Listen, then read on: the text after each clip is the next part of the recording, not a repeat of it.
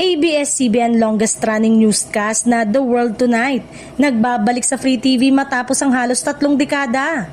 Isang makasaysayang pagbabalik ang magaganap ngayong 2026 matapos kumpirmahin na muling mapapanood sa Free TV ang ABS-CBN longest-running newscast na The World Tonight matapos ang halos 3 taong dekada na pagiging eksklusibo sa cable at digital platform.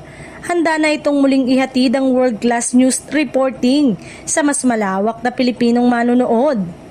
Kasabay ng pagbabalik ng The World Tonight ay ang opisyal na pagsisimula ng Kapamilya Channel sa All TV simula January 2. Isang hakbang na itinuturing na mahalagang yugto sa patuloy na pagbabalik ng ABS-CBN sa free television.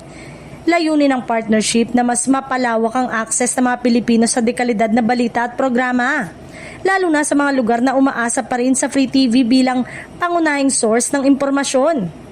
Kilala ang The World Tonight sa malalim, balanse at global na pagtalakay sa mga mahalagang issue, lokal man o international. Sa loob ng maraming taon, naging simbolo ito ng kredibilidad at integridad sa pamamahayag at patuloy na tinangkilik ng mga manonood na naghahanap ng masusing pagsusuri sa mga pangyayari sa bansa at sa buong mundo.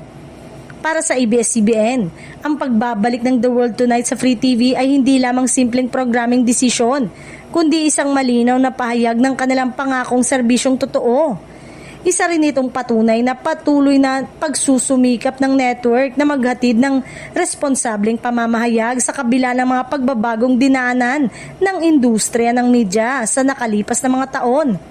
Sa pagsisimula ng Kapamilya Channel sa All TV at pagbabalik ng The World Tonight, inaasahang muling lalakas ang presensya ng ABS-CBN sa Free TV. Hindi lamang sa larangan ng aliwan, kundi lalo na sa pagbibigay ng makabuluhan, mapagkakatiwalaan at makataong balita para sa sambayan ng Pilipino.